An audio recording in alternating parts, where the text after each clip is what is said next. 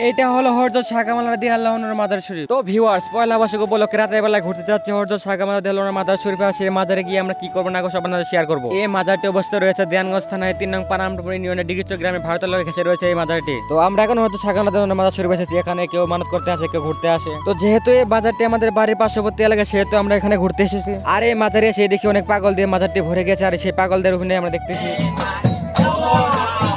হঠাৎ করে আমাদের এই মাঝে দেখতে গেলাম এত বড় মিসাইল, যা দেখে আমি অবাক হয়ে গেলাম যে বাংলাদেশের ভিতরে মিসাইল আসলে কি হবে। আর এই মিসাইল দিয়ে অনেক দেশকে উড়িয়ে দেবো। আর এই মিসাইলের নাম হলো মোমবাতি। সেই মোমবাতিটা এখন অনেক দেশকে ধ্বংস করা যাবে। আর এদিকে আমি আমার মাজারটি ঘুরতেছি আর দেখতেছি যে এখানে অনেক দূর দূরান্ত থেকে মানুষ আসতেছে, অনেক পাগল দিয়ে মাজারটি ভরে গেছে। এরপর দেখতে পেলাম অনেক মানুষ এখানে খিচুড়ি রান্না করতেছে। আর এই মাঝে দেখি কাশি দাও আরো অনেক কিছু সরঞ্জাম, যেখানে অনেক মারামারি করতে ভালোভাবে, যেখানে প্রতি বছর মারামারি হয়ে থাকে। আর এই মাঝে অনেক দূর দূরান্তের মানুষ এখানে তার দোকানপাট নিয়ে বসে রয়েছে। কিছুক্ষণ ঘোরাঘুরি করার পর আমার ছোট্টবেলার বন্ধু তার জিলিপির দোকানের সাথে দেখা হলো। তার সাথে দেখা হয়ে অনেক কথা বললাম। তো ভিউয়ার্স, কালকে পয়লা বৈশাখ উপলক্ষে মেলায় যে যারা আসবেন তারা আমার বন্ধুর দোকানে এসে জিলিপি খেয়ে যাবেন।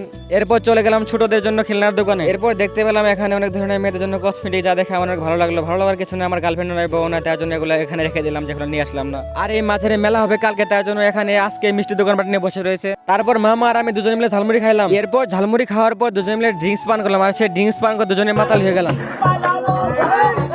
তো ভিউয়ার্স, ভিডিওটি কেমন হয়েছে অবশ্যই কমেন্টে জানাবেন।